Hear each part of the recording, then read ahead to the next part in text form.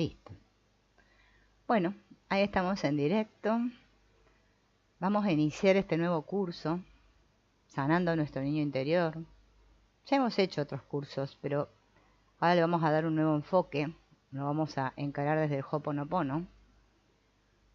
Si ustedes recuerdan, estuvimos viendo que todo esto del niño, ¿no?, tiene que ver con nuestra mentalidad infantil, con nuestro inconsciente o subconsciente, también se le puede llamar. Hay personas que le llaman subconsciente y usan ese término, y otros le llaman inconsciente. De todas maneras está bien. Hoy vamos a trabajar y vamos a empezar, ¿no? Vamos a hacer el comienzo de qué es esto del niño interior, cómo se trabaja con el niño interior y por qué es tan importante trabajar con el niño interior. Hay personas que no le dan mucha importancia a esto, ¿no?, porque lo asocian como que eso es algo tonto e infantil, pero justamente nuestro inconsciente es tonto e infantil. Entonces más vale prestarle atención al inconsciente y ver qué está pasando ahí, ¿no? Este concepto de niño interior fue evolucionando a partir del psicoanálisis en las asociaciones libres hechas durante la terapia. Porque parece ser que cuando hacemos terapia aparecen estas series de recuerdos infantiles que para nosotros fueron traumáticos. Y cuando experimentamos estos recuerdos, estas vivencias infantiles, y las vemos y las sanamos, se produce en nosotros una liberación interior.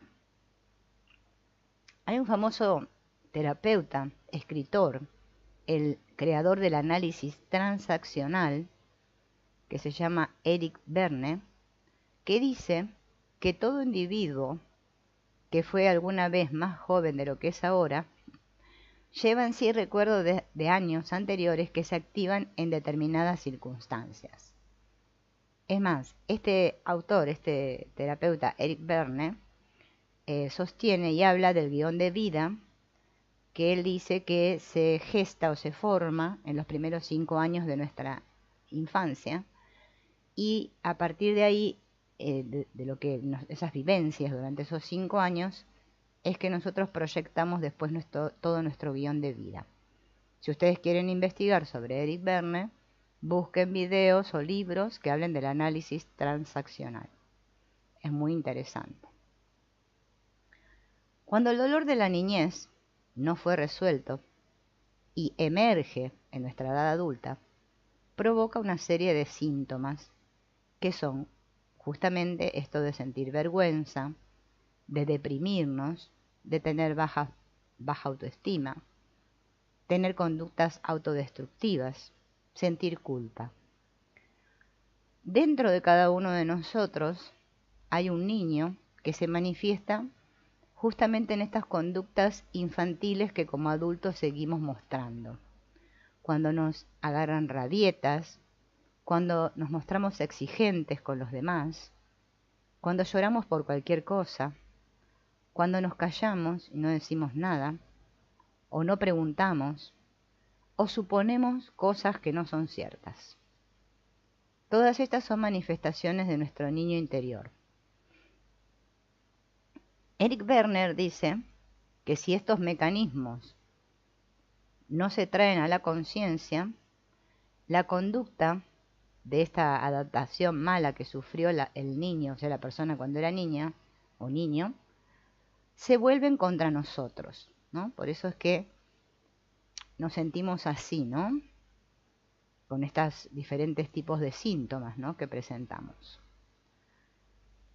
Bien, por eso es importante conectar con estos recuerdos, ¿no?, que nos remiten a todo esto que vivimos de niños.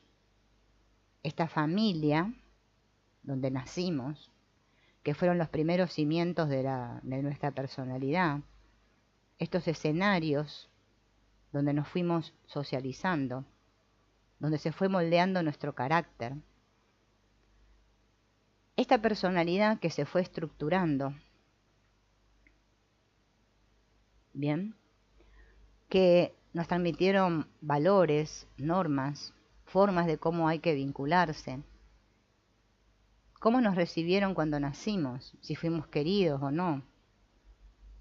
Todo esto que podríamos llamarle nuestra historia de vida, ¿sí?, fue construyendo esto que hoy en día le llamamos la personalidad. Cuando un niño, mientras va creciendo, se siente frustrado, reprime sus sentimientos, justamente los más importantes, que son la ira, el dolor, el enojo, ese niño se va a convertir en un adulto. Todos, por más que tengamos la infancia que tengamos, todos nos vamos a convertir en adultos, eso es inevitable, ¿no? Pero ese niño va a seguir conservando esas heridas que no pudo sanar cuando era niño, ¿no? Entonces eso se manifiesta en conductas que las repetimos desde adultos.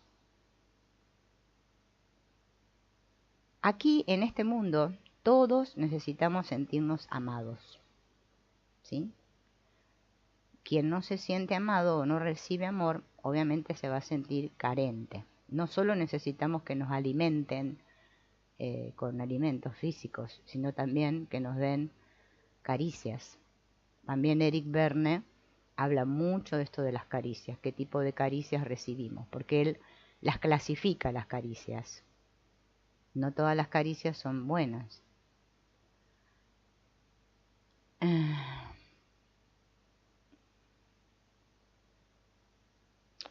Ya desde niños, para poder recibir este amor y poder sentirnos amados, todos buscamos llamar la atención.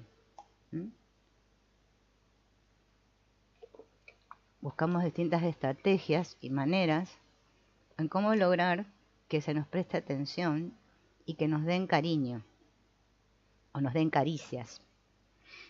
Entonces, ¿qué hacemos? Aprendemos que para recibir caricias, si yo soy así, entonces me van a querer. Así nos van educando a todos. Son distintos modelos que se instalan en las familias, ¿no? Qué sé yo, tenés que ser bueno, tenés que ser educado, tenés que ser así. Si querés que nosotros te aprobemos. Si no sos así, entonces no te vamos a querer. Así es como vamos pensando de niños. Y nos sentimos que no valemos y que no somos importantes para los demás cuando sentimos que no satisfacemos los deseos de los otros. Entonces dejamos de cuestionarnos de niños, ya aprendemos esto, solamente aceptamos cómo vienen las cosas. Decimos, tengo que ser bueno para que me quieran, y no me lo cuestiono. Entonces vamos creciendo y vamos reprimiendo esta libertad de cuestionar, esta curiosidad, estos deseos de expresarnos. Todo eso se va reprimiendo. Nos vamos conformando, nos vamos formando de determinada manera, porque solamente estamos enfocados en satisfacer las expectativas de los adultos. Entonces, solamente nos queda lo que es correcto, lo que es incorrecto, y empezamos a basar nuestra vida en eso, en obedecer, en no importa, bueno, con tal de que me quieran, hago lo que sea. Los padres empiezan a imponernos los deberías, debería ser así, debería ser así. No estás a la altura de nuestras expectativas, nos avergüenzas, ¿no? Dejamos de ser nosotros mismos. Y si no respetas nuestras reglas, vas a ser castigado. Eso nos genera culpa también.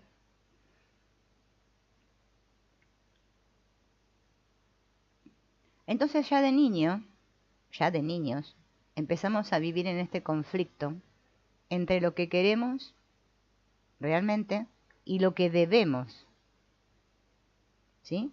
Porque ya reprimimos todos los deseos, los sueños y los sentimientos, y estamos entre este debo y este quiero. Esto nos genera confusión. ¿Bien? Y esto es lo que después domina cada una de las decisiones que tomamos en nuestra vida. Entonces ya nos instalamos en este miedo a transgredir las normas, más después todas las que nos inculcan cuando vamos a escolarizarnos, ¿no? Por miedo a ser rechazado. Esto nos sumerge en la preocupación, porque queremos agradar tanto a quienes nos rodean, ¿sí? Para que nos consideren buenos, que nos olvidamos de nuestras propias necesidades. Así es como crecemos con tristeza, aburrimiento, con sentimientos de inseguridad, de vergüenza. ¿Bien? Con un eslogan que se instaura en nuestras mentes o en nuestros corazones que dice: no merezco ser querido. Entonces, este niño interior es el representante de todos estos sentimientos, emociones que han quedado ahí reprimidos. Por eso, no es que algunos tienen un niño interior herido, o sea, todos tenemos, no es que hay algunos. Bueno, algunos no lo descubren nunca.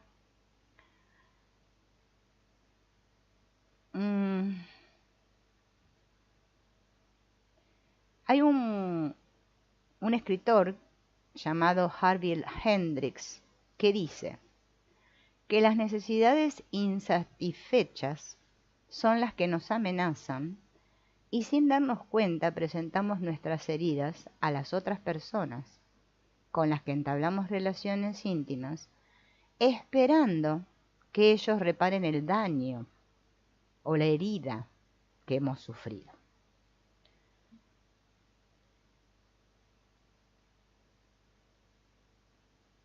Uno de los vínculos donde más claramente se presenta esta conducta es en las relaciones de pareja. Por eso las personas que tienen su niño interior herido, les cuesta mucho entablar una relación de pareja. ¿Bien? Volviendo otra vez al tema de este señor Hendrix, dice: al no compartir los temas que nos agobian en nuestras relaciones, toda nuestra frustración y decepción alcanza un momento culminante en la crisis de la edad media de la vida. Por eso cuando llegamos a la edad media de la vida es ahí donde nos presentan estas crisis. Nuestras conductas reflejan estas situaciones no resueltas. Por ejemplo, el hombre en su crisis puede empezar una relación extramatrimonial, dejar su trabajo, desligarse de sus hijos. En el caso de la mujer, empieza a decir que tiene que ser independiente, se cansa de ser dependiente. Dice: ahora me voy a dedicar a mí. Entonces se pone a estudiar, va a hacer cursos, ¿no? Bien. Por eso el primer paso es ver qué fue lo que nos pasó, o lo que nos pasó, por eso nos sigue pasando, ¿no? Y comprender y hacernos responsables. Por ejemplo, si un niño, ¿no?, fue maltratado, va a vivir siempre atemorizado, porque el niño maltratado va a tener dificultad para concentrarse, ¿sí? Y va a tener miedo a fracasar, o sea, a equivocarse. Si fue castigado, tiene miedo que se repita ese castigo, porque si ya una vez fue castigado, dice: otra vez me van a volver a castigar. Entonces se pone a la defensiva.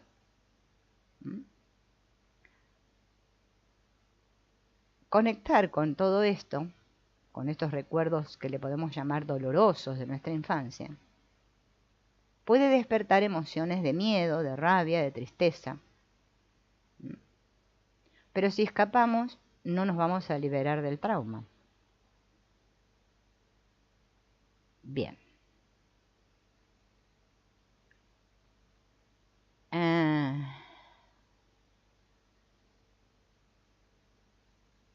¿Qué pasa en la relación de pareja? Cuando el niño interior está herido, le reclamamos a nuestra pareja todo eso que nosotros creemos que nos faltó. Entonces, lo que no nos dieron nuestros padres se lo reclamamos a nuestra pareja.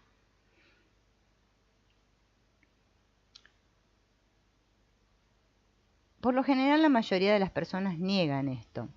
¿Sí? Algunos dicen, no, yo tuve una infancia feliz, no me pasó nada. Porque como no nos observamos tampoco nuestras conductas de adultos, es más fácil negar, siempre es más fácil negar, ¿no? Decir, no, a mí no me pasó, yo tuve una infancia feliz. Bien.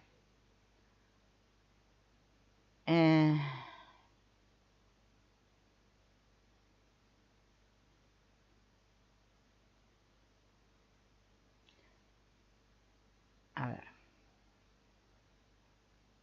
Si yo trato de evitar el sufrimiento emocional a cualquier precio, ¿no?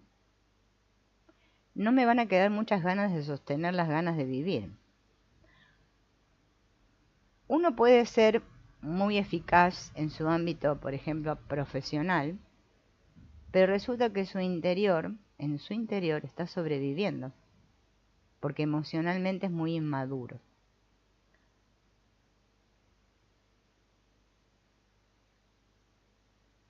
Bien.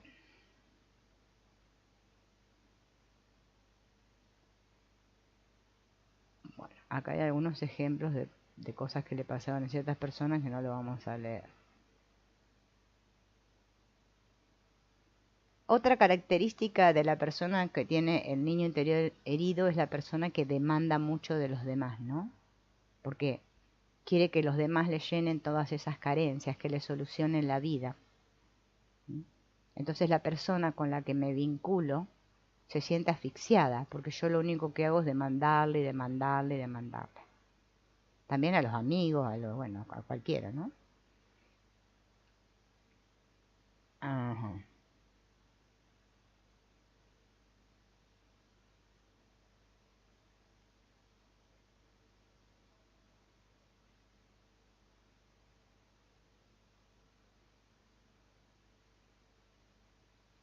Por eso es importante crecer, pero por eso primero tenemos que tratar y conectar con este niño interior herido para poder ser adultos, ¿no? Para madurar. Hay 3 preguntas que nos tenemos que hacer. ¿Qué quiero? ¿Qué deseo? ¿Y qué necesito? Hacerme esas 3 preguntas es muy importante. Hacerme esas 3 preguntas es asumir la responsabilidad de mi vida interior y de mi relación con el mundo que me rodea. Hacerme esas preguntas me ayuda a construir mi conciencia adulta. Bien.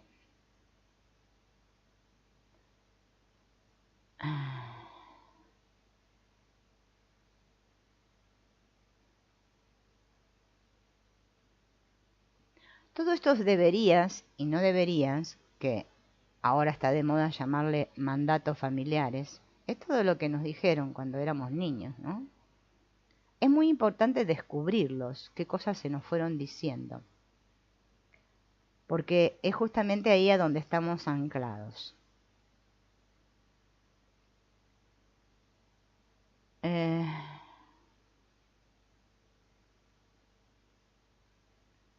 Bien, otra vez acá estoy con ejemplos de personas que las voy a pasar.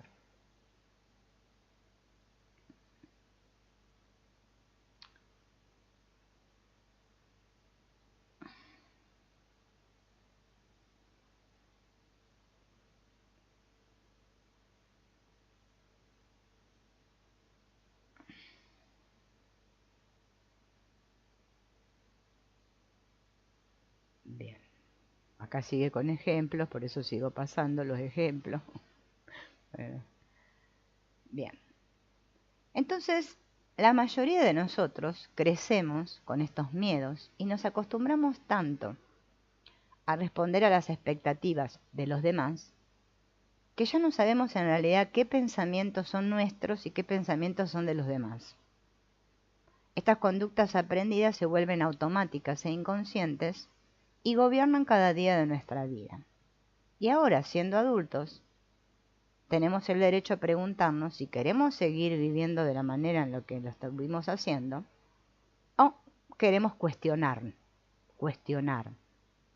y nos queremos preguntar, ¿es esto lo que realmente quiero para mi vida? ¿Quiero seguir obedeciendo eso que me decían mis padres?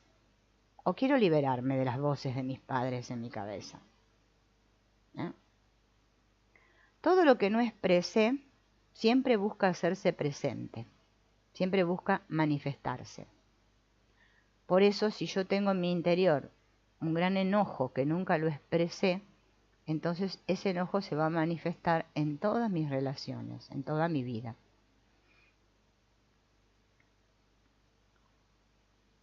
Así es como nos volvemos demandantes, así es como nos saboteamos a nosotros mismos, porque todavía no sabemos, ¿no?, a quién está demandando ese niño. Y esa confusión que vivimos nos lleva a no poder separar nuestro mundo interno de nuestra realidad exterior. Y este trabajo con el niño interno no tiene como propósito culpabilizar a los padres, porque eso es lo más sencillo. Hola Mirna, ¿qué tal? Bienvenida.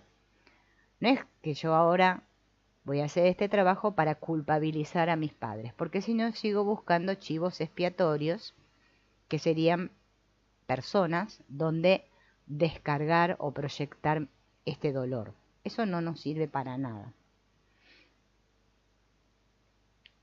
Nuestros padres también tenían sus niños interiores heridos y tenían ese estado de conciencia y no pudieron hacer otra cosa más que la que hicieron. Lo que pasa es que ahora yo tengo que hacerme responsable y ver qué hago yo con esto que siento, ¿no?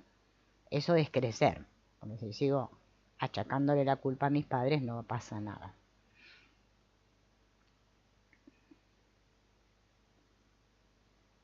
Por ejemplo, si cuando era niño tenía mucho miedo de que mis padres me abandonaran, vamos a hacer un ejemplo. Cuando busque una pareja voy a tener mucho miedo de que mi pareja me abandone.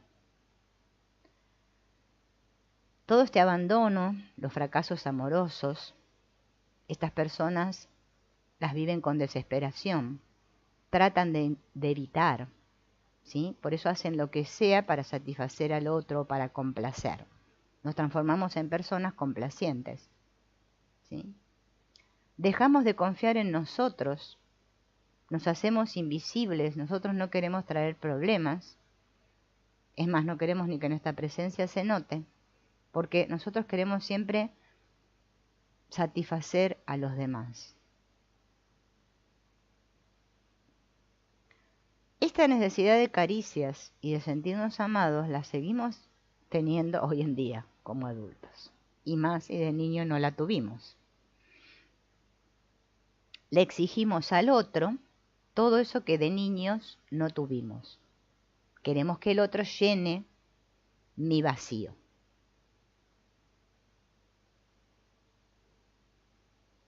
Bien.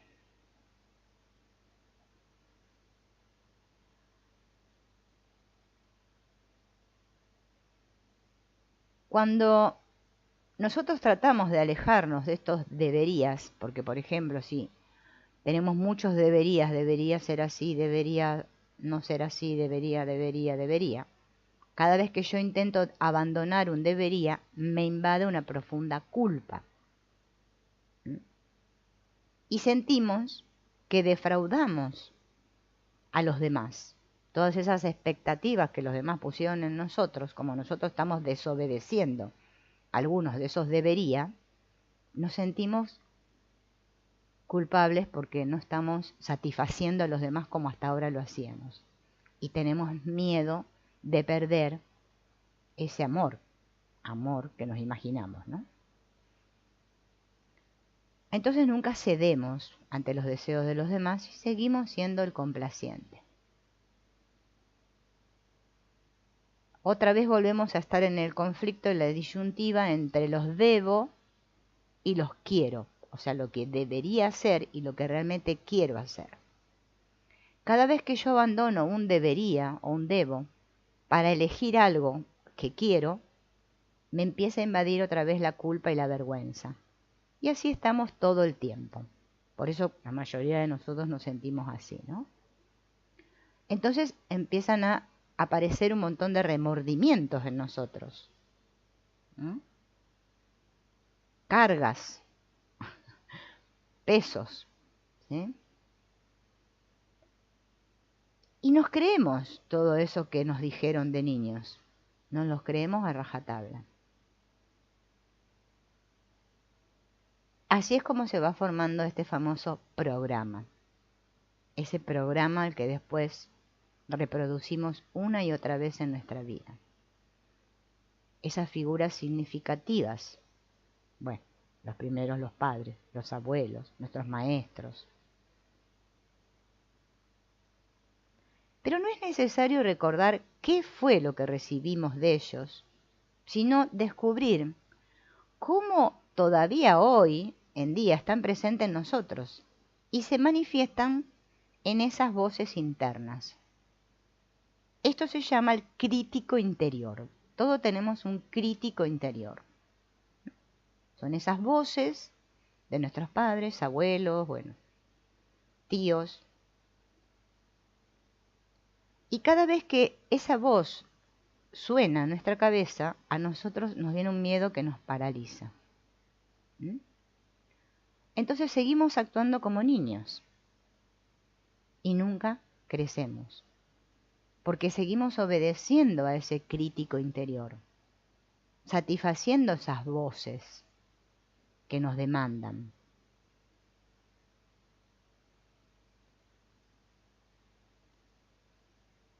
¿Por qué? Porque no cuestionamos esas voces, nos sometemos. ¿Bien? Y cuando se siente culpa,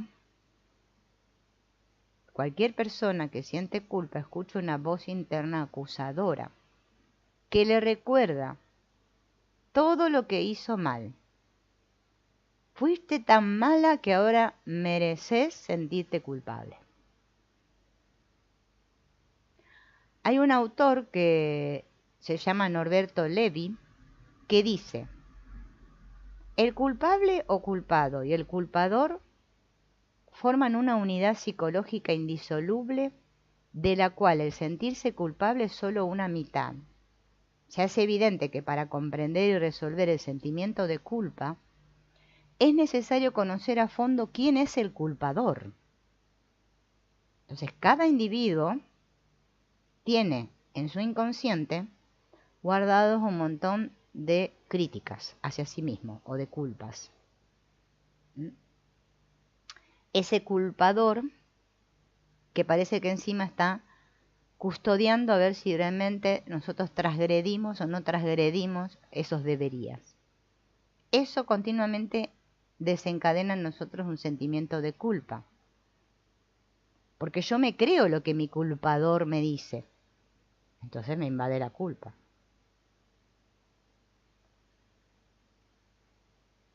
Bien.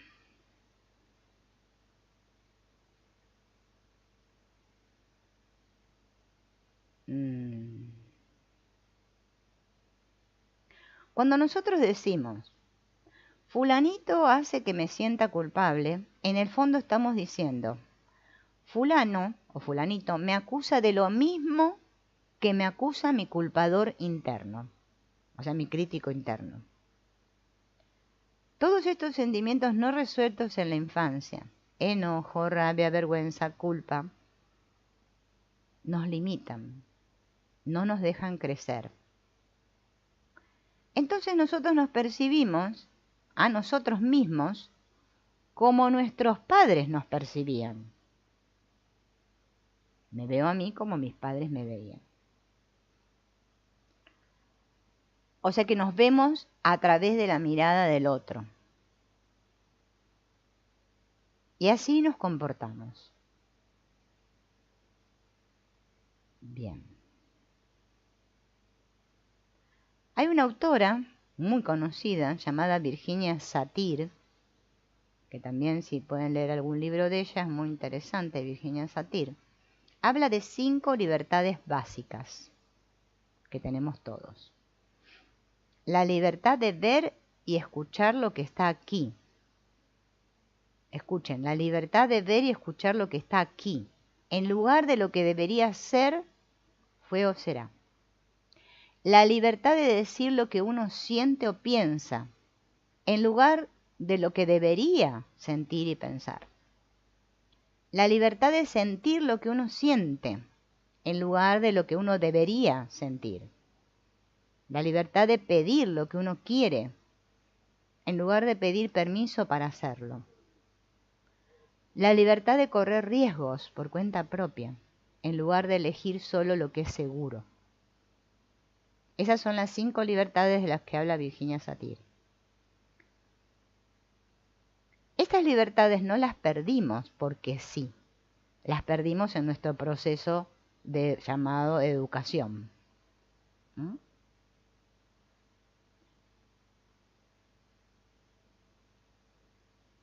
Bien. Entonces cada vez que yo desobedezco, que quiero transgredir alguno de esos debería, siento otra vez vergüenza. Porque estoy defraudando a mis padres interiores, o sea, a mis críticos. Porque viene esa frase, debería darte vergüenza. ¿A quién no le dijeron eso cuando era chico? Lo que hiciste no está bien. La vergüenza emerge cuando hacemos algo que decepciona a esos que nosotros decimos amar. A veces nos avergonzamos por los que otros nos hicieron. Por ejemplo, si fuimos abusados. Y este sentimiento nos paraliza, bloquea nuestra energía y nos hace vulnerables a ser manipulados. Afecta cada una de nuestras elecciones, desde la pareja hasta la compra de una casa, la ropa que uso, el empleo, bueno, todo. Porque yo ya crezco con ese crítico que me dice, no te lo mereces, no te lo mereces. Hola Catalina, buen día. Y fíjense en que si nosotros reflexionamos un poquito, no mucho, un poquito, es que eso lo tenemos todos, ¿no?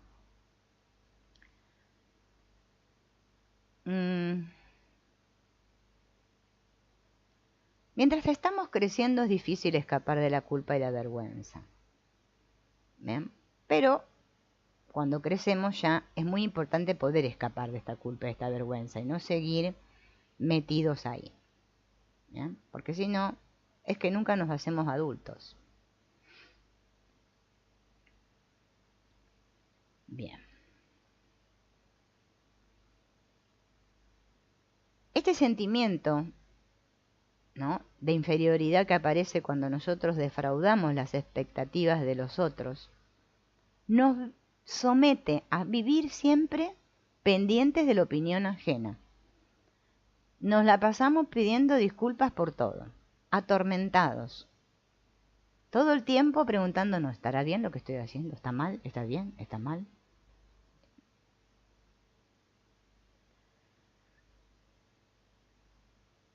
El crítico hasta se burla de nosotros en nuestros pensamientos. Bien. Y nos empezamos a decir, y es más, nos lo creemos, hay algo malo en mí. Todo sucede por mi culpa. No soy digna de ser amada. He avergonzado a mis padres. Siento culpa, siento remordimiento. Y así es que nos sentimos torpes e inútiles, con miedo a quedar en ridículo, a ser descalificados, a no agradar a los demás. Dejamos de expresarnos. Entonces nos rendimos y nos acomodamos a los deseos de los demás. Para liberarnos de todo esto, todas estas taras que tenemos todos, tenemos que ir a la raíz. Ahí vamos a poder ver qué fue lo que pasó, ¿no? Y volver a preguntarme, ¿qué es lo que verdaderamente quiero para mi vida? Es una pregunta difícil esta, ¿eh? Yo pensaba que era fácil, pero cuando comencé a hacérmela, la verdad, que me encontré con que no sabía qué responder. ¿Mm? Ah,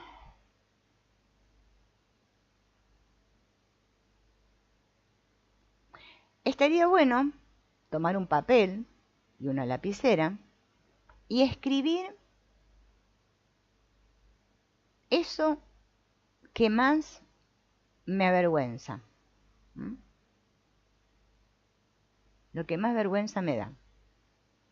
Por ejemplo, me avergüenza recordar a mi madre. Me avergüenza contar la historia de mis padres. Siento vergüenza de lo que la gente piensa de mí. Me avergüenza ser tan inseguro. Me avergüenza ser mal hijo, mal hermano, sentirme fracasado, no tener pareja, haberme divorciado, ¿no? Ser hijo adoptado, ser hija natural, vivir aislado. Bien.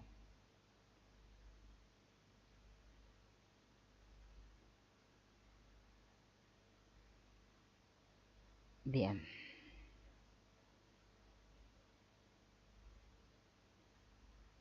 Todas estas experiencias negativas de nuestra formación, de nuestra educación, que fueron las que formaron, vuelvo a repetir, a nuestro crítico interno, ejercen la función de justamente avergonzarnos. Cada vez que desacatamos los mandatos recibidos, parece que nuestro crítico se burla de nosotros, nos humilla. ¿Sí? Así es por eso que todo el mundo tiene la autoestima baja. Ahí está el origen de la autoestima baja, ¿no?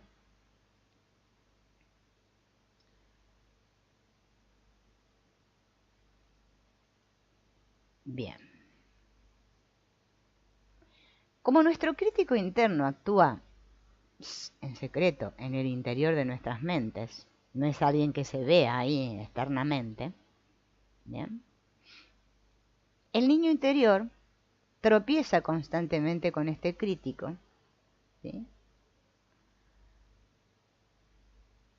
Y es como que está en una relación con ese crítico interior, porque son sus padres. Se siente avergonzado, impotente, asustado. Por eso este crítico gobierna nuestras acciones. Nos sentimos confundidos, desmoralizados.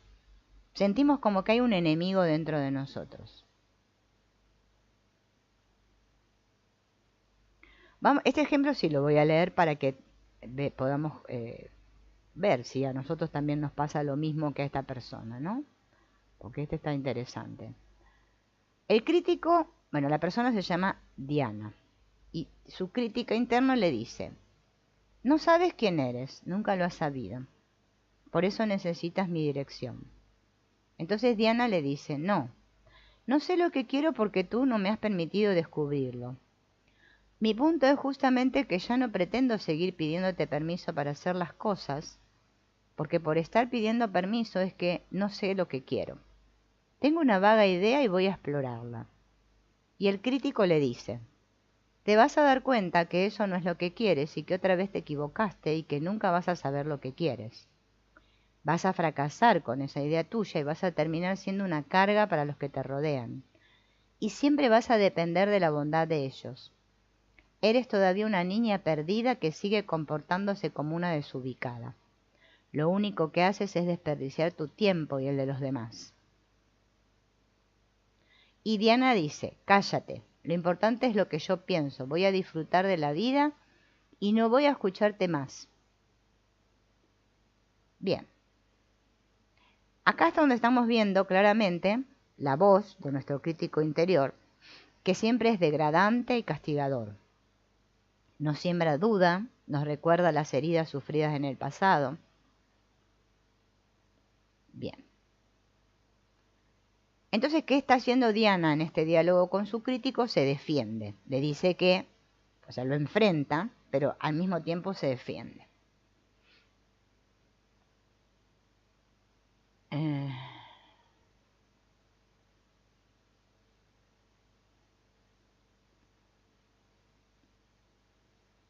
acá es un ejemplo también. Ajá. Ustedes si ven que yo no hablo es porque estoy corriendo el libro. Bien.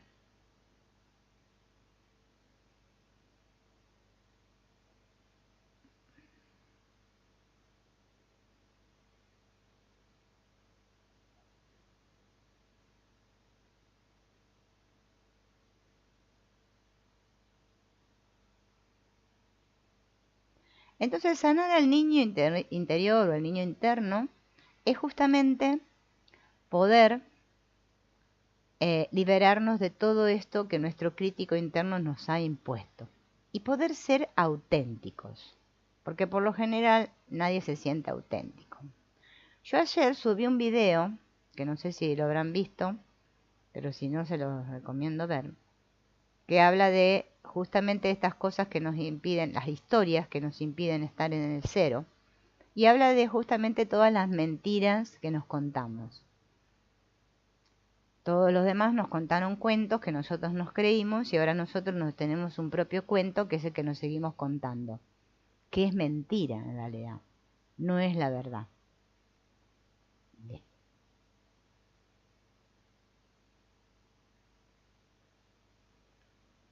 Ese miedo que perdura mientras somos adultos, ¿no?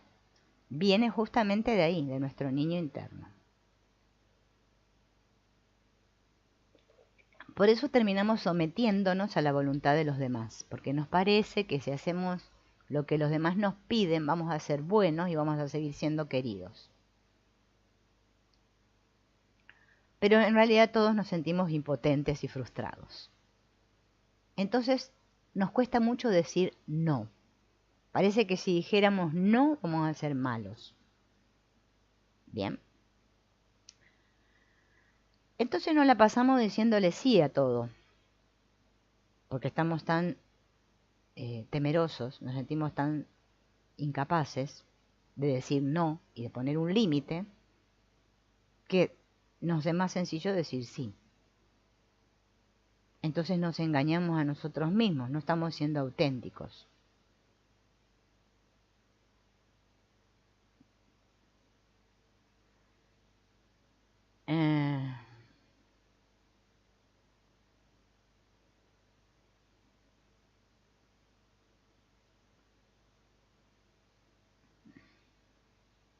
Tenemos que recordar que poner límites, los límites no son malos, no son un arma que yo uso contra los demás, sino es un borde justamente donde termina mi realidad y comienza la del otro.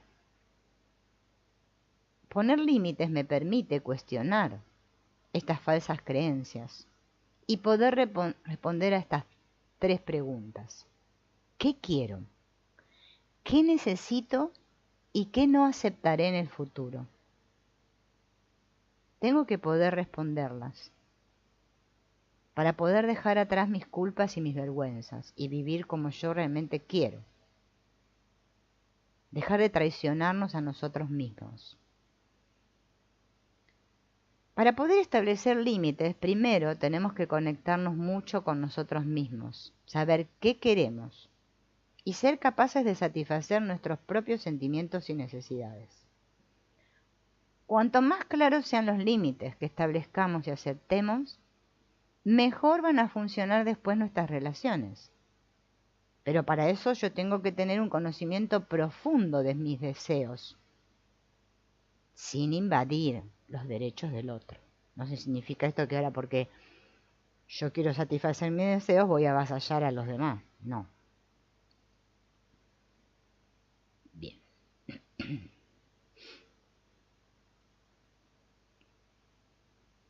Si en una relación entre 2 personas no se logra establecer límites claros, inevitablemente se van a producir fricciones y conflictos entre lo que yo deseo y lo que la otra persona desea. ¿Bien? Y ahí se generan los juegos de poder. Esto lo decido yo, lo otro lo decides tú. Bien. ¿Quién es más importante? El único camino válido es la negociación. Tengo que reconocer la necesidad del otro también. Para fortalecer mi autoestima tengo que aprender cuándo necesito decir no y cuándo necesito decir sí.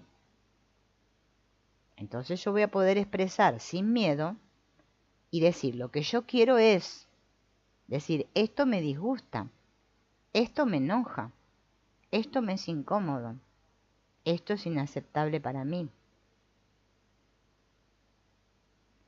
Si yo estoy en una relación cualquiera y repentinamente me siento enojada, confundida, asustada, es una señal de que han invadido mis límites. Entonces, ¿qué tengo que hacer? Ir a mi interior y comprender qué es exactamente lo que me hiere, lo que desata mi rabia, mi pena, mi ansiedad. ¿Qué me daña? ¿Qué me hace sentir mal? Entonces ahí yo voy a recordar que soy dueña de mi vida y tengo el derecho a vivir conmigo y con otro. Por eso tengo que poner límites.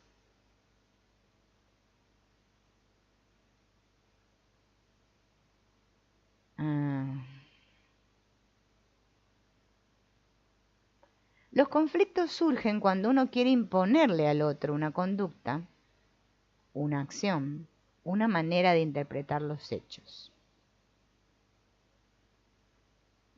Primero hay que identificar cuál es el conflicto verdadero, ¿no? Porque la mayoría de las veces el conflicto verdadero está oculto. En la superficie parece una cosa, pero abajo hay otra. Entonces yo tengo que entender qué quiero yo y qué quiere el otro. Eso tiene que estar bien marcado. Ahí podemos ir a la negociación para poder llegar a un acuerdo entre ambas partes, ¿no?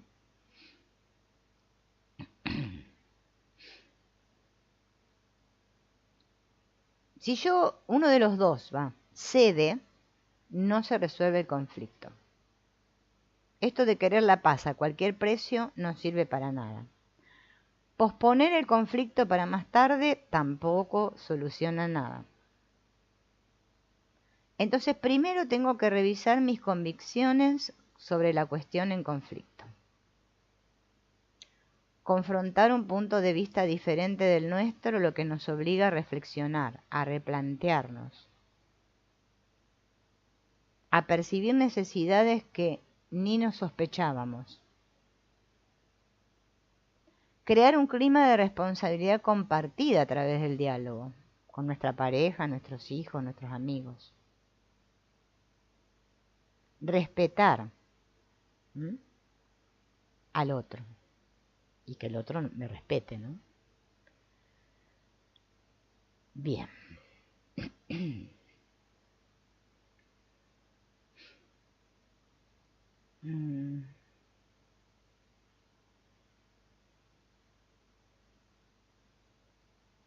Bien.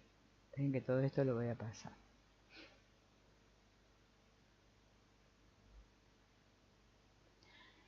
Yo ahora voy a decir unas frases y ustedes las van a escuchar y van a ver ahí si esas frases les suenan. Porque justamente ahí se ven nuestras heridas, si alguna de estas frases les resuena. Por ejemplo, nunca pregunto nada por miedo a que me regañen. Entonces no pregunto nada, estoy calladito siempre.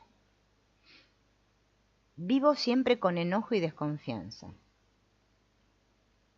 Hablo siempre mal de los demás. Pienso que lo que me pasa es por culpa de los demás. Me callo por miedo a no ser entendido. Sostengo relaciones que me dañan. No sé poner límites. Me escondo por vergüenza. Expreso mis sentimientos y cada vez que quiero expresar comienzo a llorar. Digo sí cuando en realidad quiero decir no. Nunca corro riesgos y ni acepto ningún tipo de responsabilidad. Si alguna de estas cosas está presente en nuestra vida, es que nuestro niño interno está herido. Por eso digo que el de la mayoría está herido, porque seguro que alguno de estos nos toca, ¿no? O sea, nos identificamos. Mientras yo siga sin resolver esto, no voy a ver nunca la realidad tal como es, me voy a volver violenta, insaciable, compulsiva. Voy a ser una pareja y voy a pretender que el otro reemplace a mi padre o a mi madre para poder responder a mis demandas de niña insatisfechas.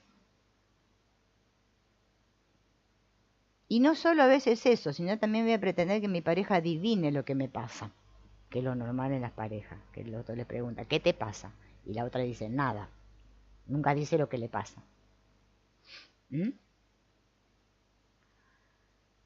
Y ahí se empiezan a suscitar los malos entendidos. ¿Bien?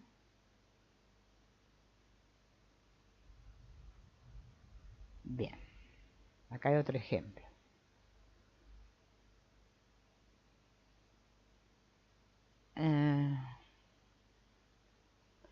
Cuanto mayor es la desconexión con nuestro niño interior, ¿no?, más profundos están enterrados nuestros sentimientos, más encubiertos están. Entonces vivimos callados, tensos, nos escudamos bajo una máscara y decimos, no, no, aquí no pasa nada. No ponemos límites. ¿Sí?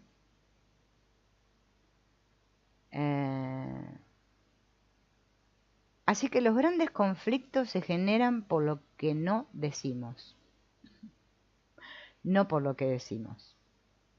Porque vamos acumulando y acumulando y acumulando y un día, ¡paf!, explotamos. Bien. Y si yo no sé poner límites, no podré negociar. Para poder comprender el conflicto subyacente, yo tengo que responder a estas preguntas. ¿Qué es lo que le pasa al otro? ¿De qué me hace responsable? ¿Tiene razón? ¿Cómo podría aclarar y resolver la situación? Y al mismo tiempo debo hacer oídos sordos a mi crítico interno, para que no me invada con sus preguntas, ¿no? Para que no me diga, ¿ves qué mala sos? ¿Te das cuenta de cómo haces sufrir al otro? Bien. Entonces, para poder negociar, yo primero tengo que conectar con mis deseos e intereses personales. Tengo que sentir que es mi derecho defenderlos. Y tengo que definir un objetivo claro y alcanzarlo. Entonces, lo que primero tengo que hacer conmigo mismo es decir, yo soy yo y vos sos vos. Vamos a ver si nos ponemos de acuerdo.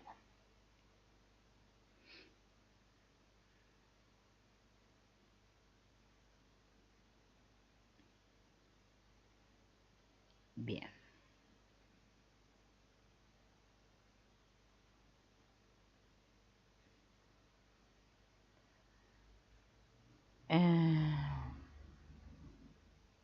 Si nosotros nos damos cuenta, nos vamos a reconocer que la negociación está presente en casi todos los actos de nuestra vida, en nuestro trabajo, en nuestras relaciones de pareja, con nuestros hijos.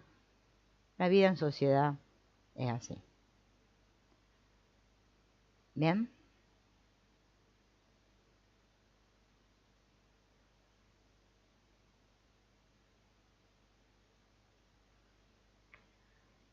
A ver. Dos ejemplos.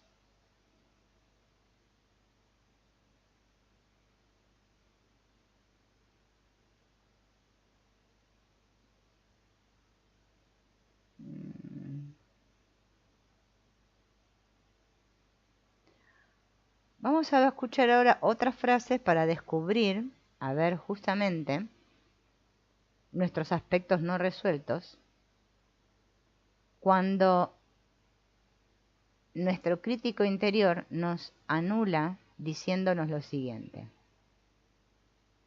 tenés que ceder, es mejor no discutir. Hacé lo que esperan de vos. No podés tener todo lo que querés, así que resignate y listo. ¿Quién te crees que sos? Nunca lo vas a hacer bien. Esas frases son del crítico interno. Y así es como después eso se refleja en nuestras relaciones.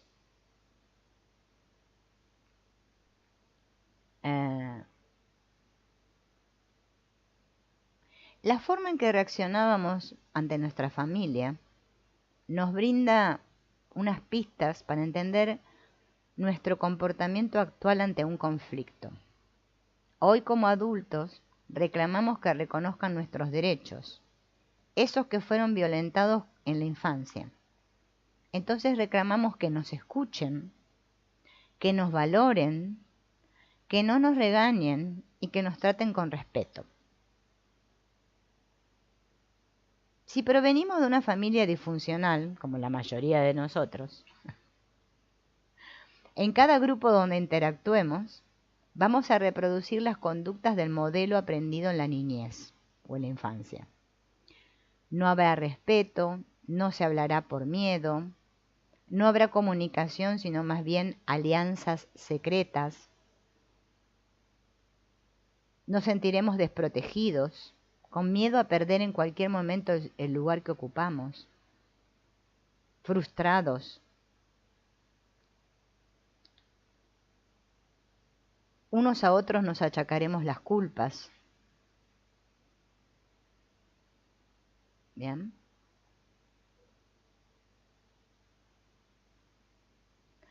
Para poder crecer internamente,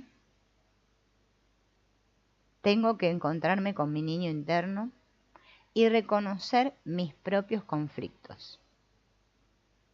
¿Mm?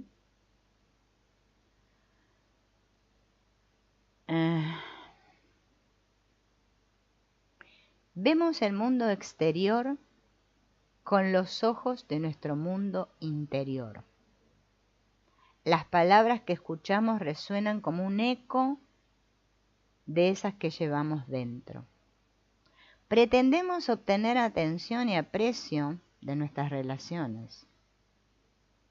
Algunos quisiéramos colgarnos un cartel que diga: apréciame, hazme sentir importante. Sin embargo, no es gracias a un cartel que voy a obtener lo que busco. Solo nosotros mismos podemos procurarnos la curación de nuestras heridas. Solo nosotros podemos entender por qué necesito tanto la mirada ajena. No será sino cuando me valore, me acepte, que el mundo externo cambiará y se me va a revelar distinto. ¿Mm? Y ahí voy a poder vivir mejor, obviamente, ¿no?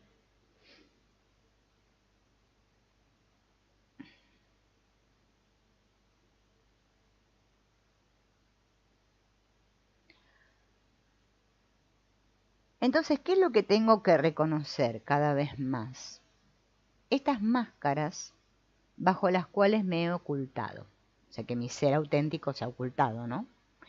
¿Por qué me he ocultado? Porque tengo mucha necesidad de agradar y ser aceptado. Si yo me censuro por eso, ¿no? Y no reconozco esto,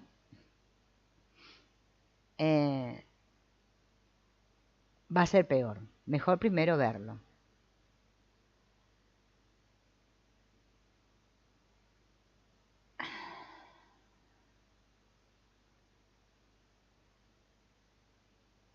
Bien.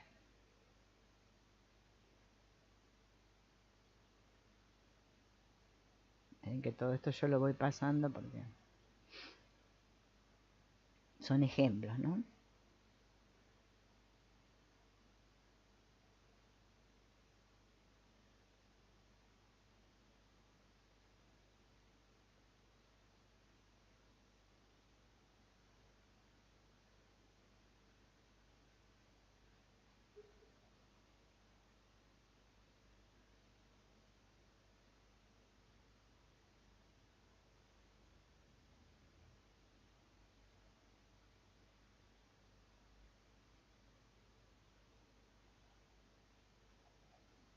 Bueno, acá todo esto son ejemplos. Hay muchos ejemplos acá.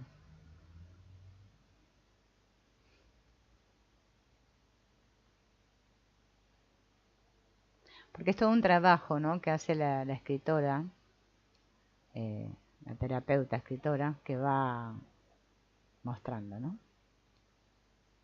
Ah,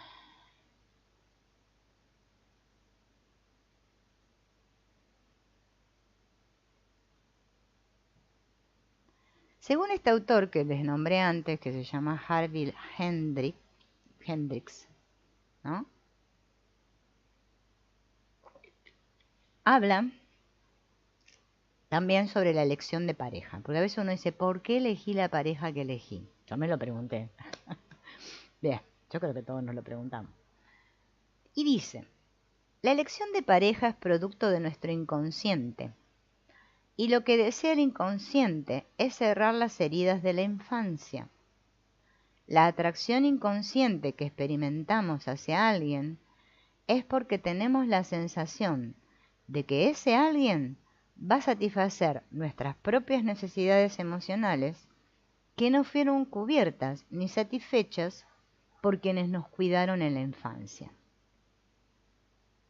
Entonces, al momento mismo de nacer, dejamos atrás un estado idílico de plenitud con nuestra madre.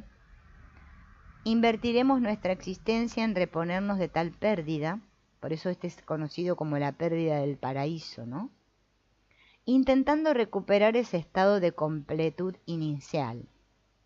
Y cuando se produce este llamado enamoramiento, nosotros creemos haber encontrado ese paraíso, ese estado idílico, ¿no? Nos enamoramos de aquel que posee tanto los rasgos positivos como negativos de nuestros padres, y que encaja en una imagen que llevamos en lo más recóndito de nosotros mismos, una imagen forjada durante la interacción que sostuvimos con ellos en nuestros primeros años de vida. Los sentimientos que nos produjeron cuando satisfacían o no nuestras necesidades quedaron grabados indeleblemente en nuestro inconsciente. Si nos sentimos aceptados, rechazados, criticados, humillados, nuestros vínculos estarán condicionados por aquellas vivencias. Deseamos, sin tener conciencia de ello, conseguir lo que no pudimos obtener de nuestras figuras significativas en la infancia.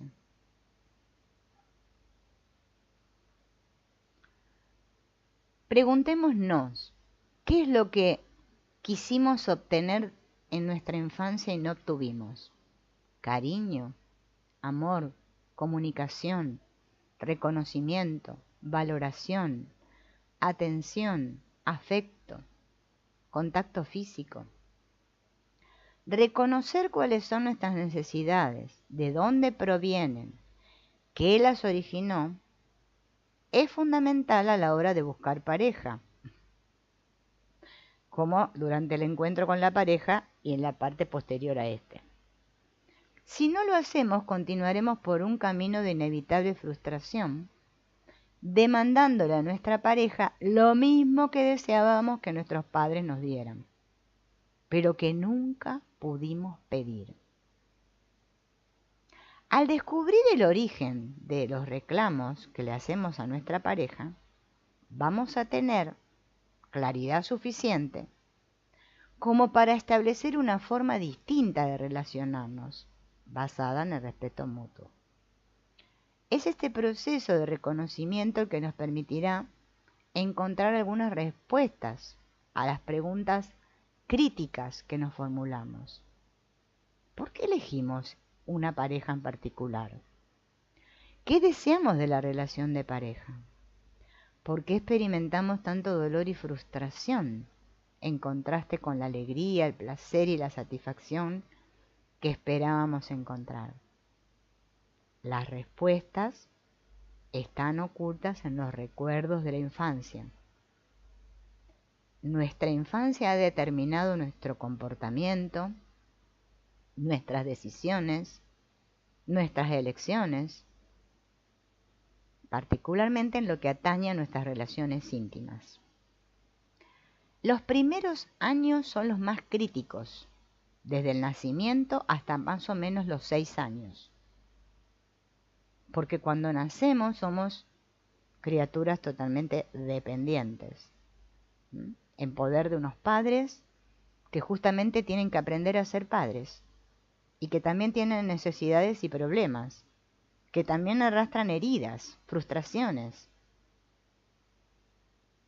A partir de ellos vamos construyendo nuestra propia experiencia. Aprendemos, sufrimos, tememos, gozamos, recibimos cosas buenas y otras que no nos gustarían. En vista de que tendemos a percibir el bienestar y la felicidad como el estado natural del ser humano, y generalmente no tomamos conciencia de ellos de la misma forma en que el pez no parece percibir el agua en la que se mueve, las frustraciones y los disgustos, en cambio, dejan en nosotros una huella. Los acumulamos y recordamos con mayor intensidad. Desarrollamos defensas para protegernos. O si no, nos sometemos y asumimos el rol de víctimas. Comprender el efecto que continúan produciendo nuestras viejas heridas en nuestra vida presente nos va a dar el poder de efectuar cambios para mejorar. Si de niño, por ejemplo, era frecuente que nuestros padres nos criticaban cada vez que no satisfacíamos sus necesidades o cometíamos un error, es muy probable que vamos a reaccionar sintiéndonos culpables. Es muy probable que de niños lloráramos mucho y nos dijéramos, no puedo hacer nada bien.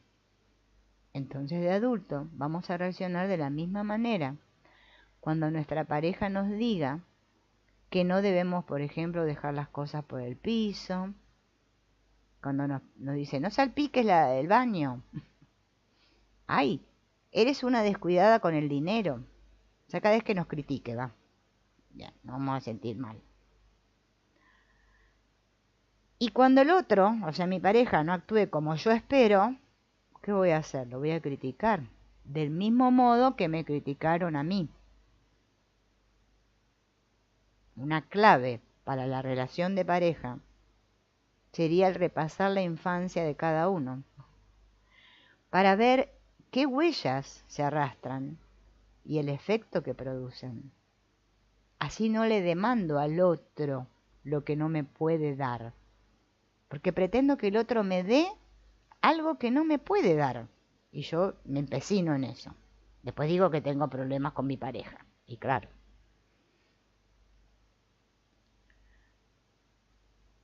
Hay una escritora, Ana Istarú, de la comedia Hombres en Escabeche, que proporciona una buena descripción de cómo elegimos pareja.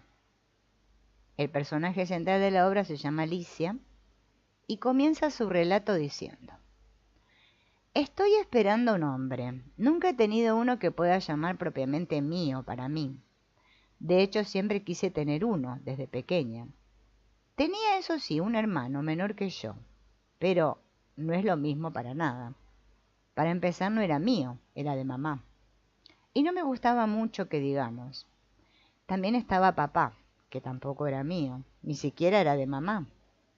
La cosa triste, ahora puedo decirlo sin que me afecte, es que nunca le gusté a papá. Alicia busca pues a alguien que la reconozca, alguien con quien poder sanar las heridas de la niñez, alguien que la escuche, que la tome en cuenta y que la valore. No es sino buceando las profundidades de nuestro pasado, rememorando nuestra niñez, que vamos a poder responder estas preguntas. ¿Por qué elegimos una pareja en particular? ¿Qué clase de relación tendremos? ¿Por qué nos resulta tan difícil la convivencia? La forma en que fuimos educados, cómo nos afectó el ambiente de nuestra casa, la calidad del matrimonio de nuestros padres. Todo eso marcó surcos por los cuales hoy transitamos. Para muchos hallar una buena pareja es cuestión de azar, como ganarse la lotería. Pero no es así. Encontrar a nuestra media naranja no es cuestión de suerte. Son los patrones de la infancia los que van a determinar tanto nuestra elección como la calidad de nuestros vínculos. Así lo dice Jorge Bucay en su libro Camino del Encuentro. No sé si lo han leído, ¿no? El Camino del Encuentro de Jorge Bucay. Dice: nos conectamos con lo que recibí de niño y lo que me faltó. Las cosas que he recibido y las cosas que me han faltado condicionan mi manera de ser en el mundo.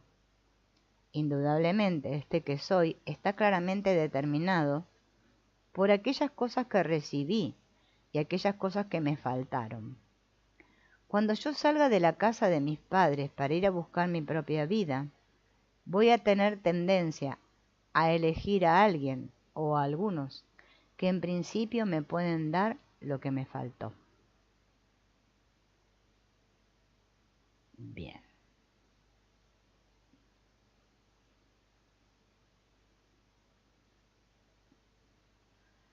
Solo al romper con estos estigmas podremos visualizar cuánto se asemeja nuestra pareja a nuestro padre o madre y cómo continuamos vinculándonos con él o con ella como hijos.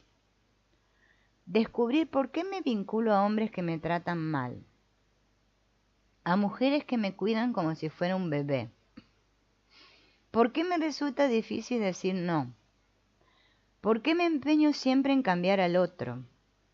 Descubrir cómo ese agobiante legado de nuestra niñez incide en nuestras elecciones presentes y cuánto de los impedimentos o dificultades de la infancia bloquean nuestra conducta actual, nos brindará un gran alivio y la posibilidad de un cambio hacia una nueva y mejor forma de relacionarnos.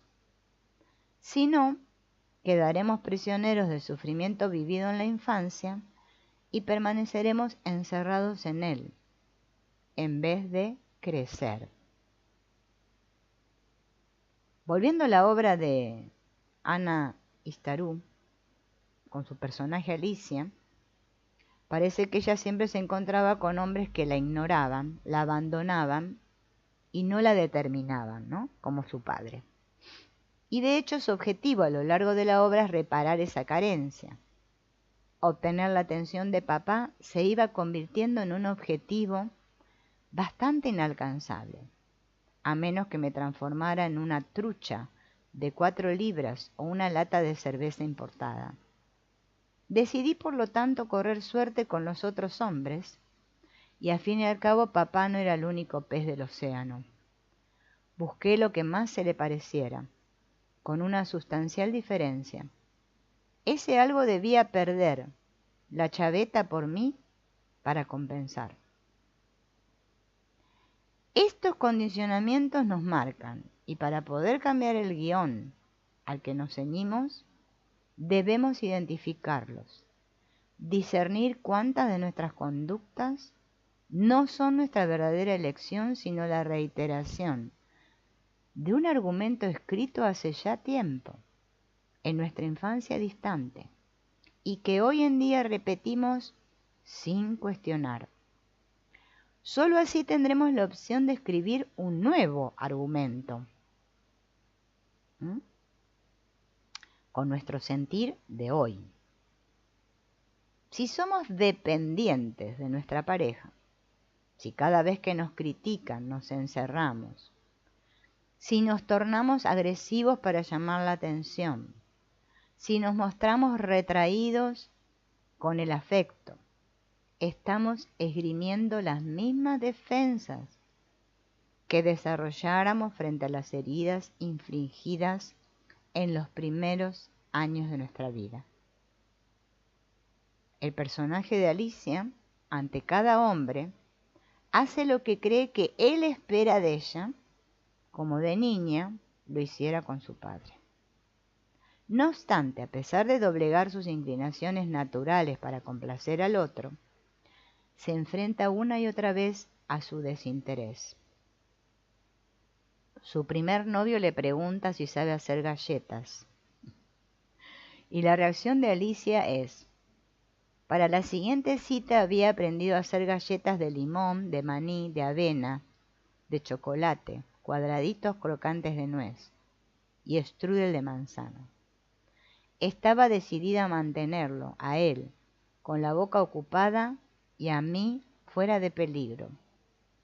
Tenía terror de mi inexperiencia, terror de su lujuria sin freno, terror del fuego del purgatorio, terror de que me besara, terror de que no me gustara, terror de que me gustara mucho.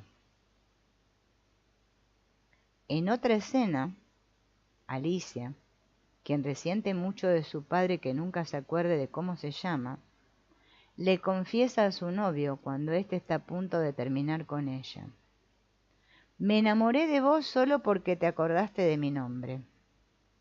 A lo que él le responde: fue muy fácil, mi tía, que es monja cartuja, se llama Alicia. Otra vez se repite el abandono, el desamor, la falta de interés del otro. En forma tragicómica, Alicia dice: hice todo lo que me ordenaron, las cosas más espantosas: poner la mesa, quitar la mesa, lavar los platos, sentarme con las piernas cerradas, no rascarme en público, no bostezar en público, no hablar en público. Saqué los codos de la mesa, pedí permiso para retirarme, para quedarme, permiso para pedir permiso. La cosa triste es que creo que nunca le gusté a papá. Él nunca me encontró bonita, ni siquiera me encontró fea. De hecho, nunca me encontró. Yo era invisible para él, transparente, como la gelatina dietética, que nadie la prueba por insulsa. Insulsa, poca cosa. Así debió llamarme. Entonces, Alicia está esperando a un hombre, uno que sea su pareja, ese con el cual compartir su vida. Ella está buscando una persona que calce con sus anhelos infantiles. Sin embargo, muy a menudo nuestra relación de pareja, en vez de colmar nuestras necesidades no satisfechas, revive las experiencias pasadas traumáticas. Entonces toleramos el maltrato, los gritos, la falta de reconocimiento, el no tener o hacer lo que deseamos, porque estamos conviviendo con ese niño herido sin darle la oportunidad de su sanación. Este niño, presente aún hoy en nuestros vínculos adultos, solamente pide atención, amor y afecto. Por eso me vuelvo demandante, saboteo lo que me dan. Debido a mi confusión, no logro separar mi mundo interno de la realidad exterior. Entonces yo tengo que tomar conciencia de mis reacciones con mis vínculos. Cuanto más claro sea para mí el origen de mis reacciones, más posibilidades voy a tener de mejorar. Si entiendo por qué una determinada conducta de mi pareja me molesta, podré, desde el adulto que hoy soy, poner límites a esta manera de actuar y explicar la causa de mi intolerancia. Los sentimientos no verbalizados en la infancia quedan reprimidos, pero inevitablemente irrumpen más tarde. Reclamamos, peleamos, exigimos a nuestra pareja lo que nunca le pudimos pedir a nuestras figuras de la infancia. Al comprender esta mecánica, estamos en condiciones de recibir la respuesta del otro como algo propio de su historia y no como un acto contra nuestra persona. El otro es también poseedor de una historia, que generalmente nada tiene que ver con la nuestra. Por el contrario, mientras permanezcamos ignorantes de esta dinámica inconsciente, vamos a reaccionar ante nuestra pareja con las mismas estrategias que usábamos de niño. Entonces golpearemos puertas, romperemos platos, nos enojaremos fácilmente, lloraremos, nos callaremos, pero no seremos capaces de dialogar sobre nuestro dolor, de reconocerlo y sacarlo a la luz. Mantenernos desconectados del sufrimiento y la frustración, ¿no?, nos lleva a perpetuar el dolor. Para poder mantener una relación de a dos, se hace imprescindible el conocimiento de mí, el del otro, el diálogo y la negociación. Bien.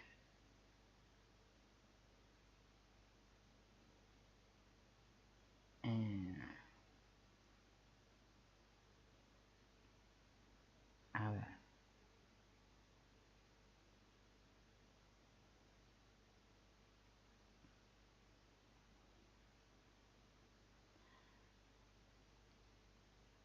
Durante nuestro crecimiento, que fuimos desarrollando estas formas de defendernos del dolor, del miedo y el peligro,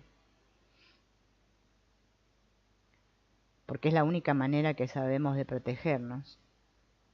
Entonces, eso me va a servir para tomar conciencia de hoy en el presente, ¿no?, qué situaciones yo siento como amenazantes y actúan como un disparador de mi pasado, por lo cual yo reacciono igual que como lo hacía cuando era niña. Si fuéramos capaces de frenar esas formas adquiridas en el pasado y actuar con madurez de adulto, podríamos dialogar, reflexionar sobre cómo nos sentimos y no nos sentiríamos heridos por el otro, sino que tendríamos la claridad de preguntarnos a nosotros mismos ¿qué cosas le estarán pasando para que actúe de esa manera? El modelo aprendido, ese que nos legaron nuestros padres, lo seguiremos repitiendo junto con las estrategias que usábamos para responderles a nuestros padres. Y por su parte nuestra pareja repetirá sus propios modelos y estrategias, y no será sino cuando los identifiquemos con claridad que podemos, desde el adulto, modificarlos. Desde el niño no podemos, ¿no? ¿Qué ocurre si no actuamos en busca de la sanación? El pasado no solo rige nuestro presente, sino que va a resurgir de manera continua. Cuanto más se encubre y se niega lo vivido con dolor, más doloroso se vuelve. Nuestro niño herido se siente bloqueado por esas experiencias traumáticas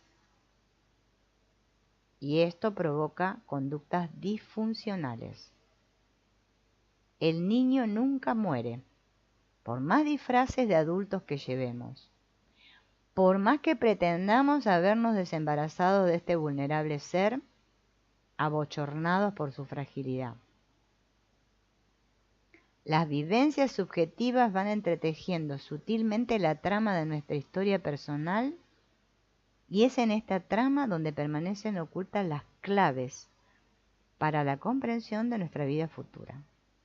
Si no luchamos por descubrir esas claves, desarrollaremos unas pesadas defensas que antepondremos a quien sea y donde vayamos.